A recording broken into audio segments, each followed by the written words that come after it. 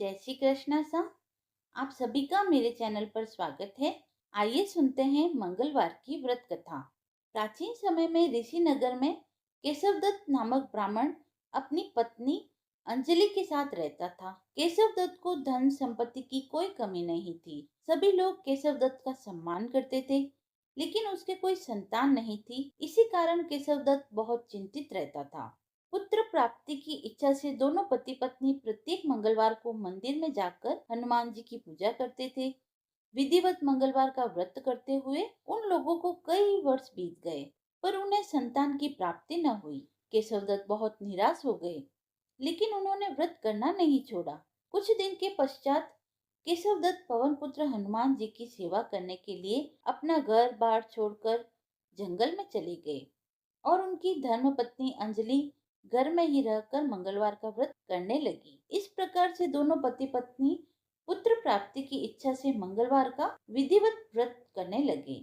एक दिन अंजलि ने मंगलवार को व्रत रखा, लेकिन किसी कारणवश उस दिन वह हनुमान जी को भोग लगाना भूल गई और सूर्य अस्त के बाद भूखी ही सो गई। तब उसने अगले मंगलवार को हनुमान जी को भोग लगाए बिना वह भोजन नहीं करेगी, ऐसा उसने प्रण कर लिया। 6 दिन तक वह भूखी प्यासी रही। 7वें दिन मंगलवार को अंजलि ने हनुमान जी की विधिवत पूजा व अर्चना की, लेकिन तभी भूख प्यास के कारण वह बेहोश हो गई। अंजलि की इस भक्ति को देखकर हनुमान जी प्रसन्न हो गए और उन्होंने अंजलि को स्वप्न में कहा, उठो पुत्री, मैं तुम्हारी पूजा से प्रसन्न हूँ और तुम्हें सुंदर और सुयोग्य पुत्र होने का वर देता हूँ। यह कहकर पवन पुत्र अंतर्ध्यान हो गए। तब तुरंत ही अंजलि ने उठकर हनुमान जी को भोग लगाया और स्वयं भी भोजन किया। हनुमान जी की अनुकंपा से कुछ महीनों के बाद अंजलि ने एक सुंदर बालक को जन्म दिया। मंगलवार को जन्म देने के कारण उसने बच्चे का नाम मंगल प्रसाद रखा। कुछ दिनों के बाद केशव दत्त भी घर लौट आया। उसने मंगल को देखा तो अंजलि से पूछा, यह सुंदर बच्चा किसका है? अंजलि ने खुश होते हुए हनुमान जी के दर्शन देने और पुत्र प्राप्त होने का वरदान देने की सारी कथा सुना दी। केशव दत्त को उसकी बातों पर विश्वास न था। उसके मन में यह कलुषित विचार आ गया कि अंजलि ने उसके साथ विश्वासघात किया है और अपने पापों को छिपाने के लिए झूठ बोल रही है। केशवदत्त ने उस बच्चे को मार डालने की योजना बनाई। एक दिन केशवदत्त स्नान करने के लिए कुएं पर गया। मंगल भी उसके साथ था। केशवदत्त ने मौका देखकर मंगल को कुएं में फेंक दिया और घर आकर बहाना बना दिया कि मंगल तो कुएं पर मेरे पास पहुंचा ही नहीं। केशवदत्त के इतने कहने के ठीक बाद मंगल दौड़ता हुआ घर आ पहुंचा। केशवदत्त मंगल को देखकर बुरी तरह हैरान हो गया। उसी रात हनुमान जी ने केशवदत्त को सपने में दर्शन देते हुए कहा, तुम दोनों के मंगलवार के व्रत करने से प्रसन्न होकर पुत्र जन्म का वर मैंने प्रदान किया था, फिर तुम अपनी स्त्री को उल्टा क्यों समझते हो? उसी समय केशवदत्त ने अंजलि को जगाकर उससे क्षमा मांगी और स्वप्न में हनुमान जी के दर्शन देने की सारी कहानी सुनाई। केशवदत्त ने अपने बेटे को हृदय से लगाकर बहुत प्यार किया। उस दिन के बाद सभी आनंद पूर्वक रहने लगे। मंगलवार का विधिवत व्रत करने से केशवदत्त और उसके परिवार के सभी कष्ट दूर हो गए। इसी तरह जो स्त्री पुरुष विधिवत रूप से मंगलवार के दिन व्रत रखते हैं, व्रत कथा सुनते हैं, अंजनी पुत्र हनुमान जी उनके सभी कष्टों को दूर करते हुए उनके घर में धन संपत्ति का भंडार भर देते हैं। कथा समाप्त हुई। मंगलवार की व्रत कथा। व्यास जी ने कहा, एक बार नैमिषारण्य तीर्थ में 80,000 मुनि एकत्र होकर पुराणों के ज्ञाता श्री सूत जी से पूछने लगे, हे महामुने, आपने हमें अनेक पुराणों की कथाएं सुनाई है। अब कृपा करके हमें ऐसा व्रत और कथा बतलाइए जिससे संतान की प्राप्ति हो तथा मनुष्य को रोग शोक अग्नि सर्व दुख आदि का भय न रहे, क्योंकि कलयुग में सभी जीवों की आयु बहुत कम है। फिर इस पर उन्हें रोग चिंता के कष्ट लगे रहते हैं, तो फिर वह श्री हरि के चरणों में अपना ध्यान कैसे लगा सकेंगे? श्री सूत जी कहते हैं, मुनियो, आपने लोक कल्याण के लिए बहुत ही उत्तम प्रश्न पूछा है। एक बार राजा युधिष्ठिर ने भगवान श्री कृष्ण से लोक कल्याण के लिए यही प्रश्न पूछा था। भगवान श्री कृष्ण और युधिष्ठिर का संवाद मैं तुम्हें सुनाता हूँ, ध्यान पूर्वक सुनो। एक समय पांडवों की सभा में श्री कृष्ण जी बैठे हुए थे। तभी युधिष्ठिर ने भगवान श्री कृष्ण से प्रश्न किया, हे प्रभु नंदन नंदन गोविंद, आपने मेरे लिए अनेकों कथाएं सुनाई हैं।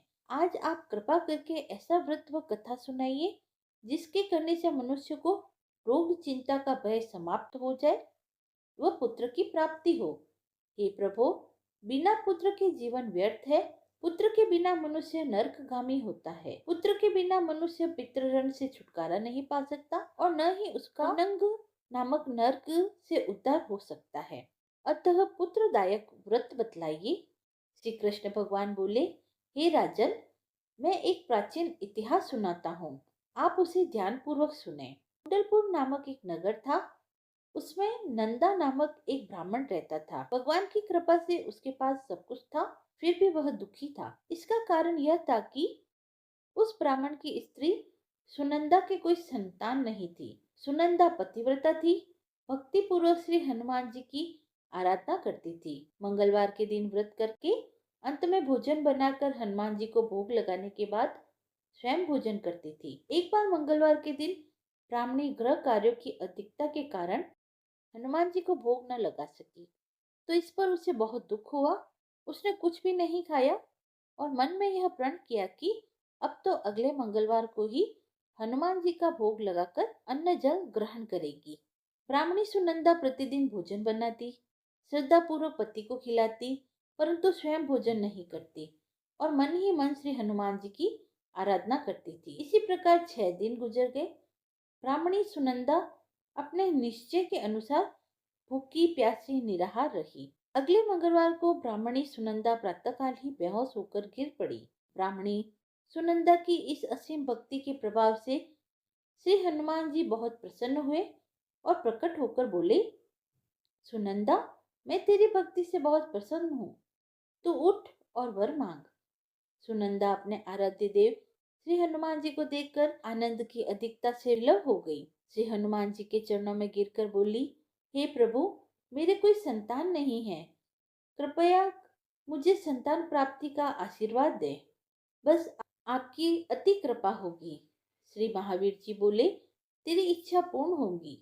तेरी एक कन्या पैदा होगी, उसके अष्टांग प्रतिदिन सोना दिया करेंगे। इस प्रकार कहकर श्री हनुमान जी अंतर्ध्यान हो गए।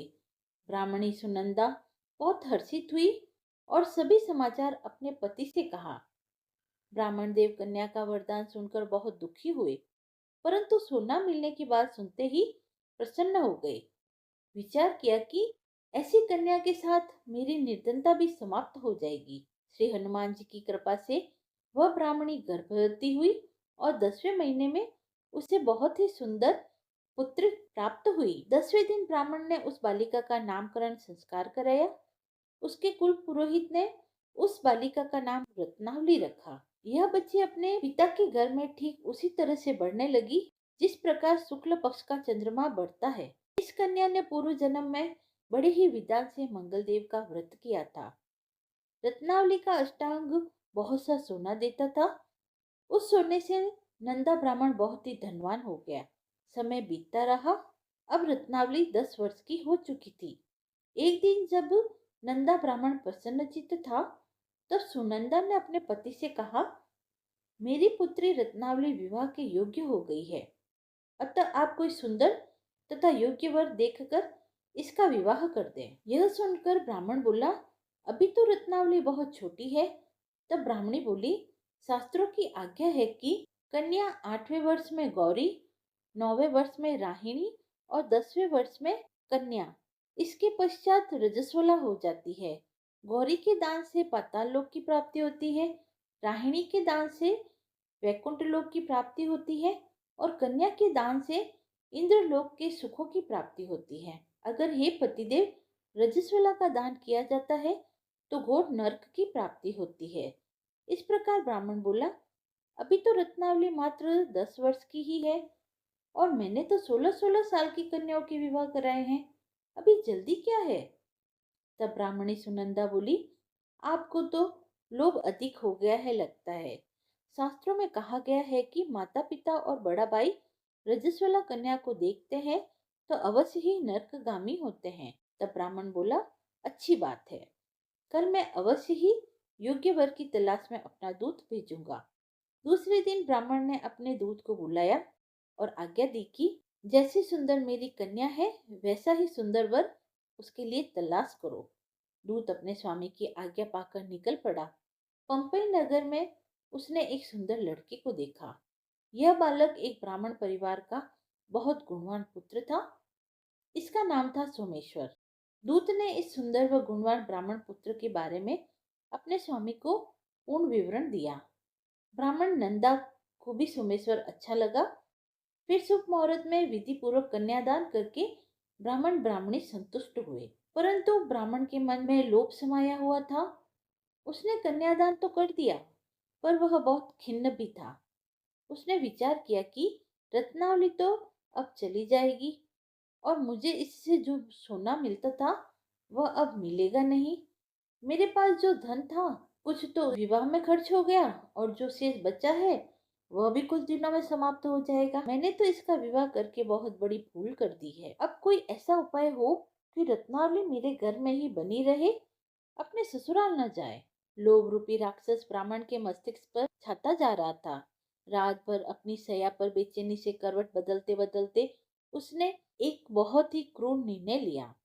उसने विचार किया कि जब रत्नावली को लेकर उसका पति सोमेश्वर अपने घर के लिए जाएगा तो वह मार्ग में छिपकर सोमेश्वर का वध कर देगा और अपनी लड़की को अपने घर ले आएगा, जिससे नियमित रूप से उसे सोना भी मिलता रहेगा और समाज का कोई मनुष्य उसे दोष भी नहीं दे सकेगा। प्रातःकाल हुई तो नंदा और सुनंदा ने अपने जवाई तथा लड़की को बहुत सारा धन देकर विदा किया।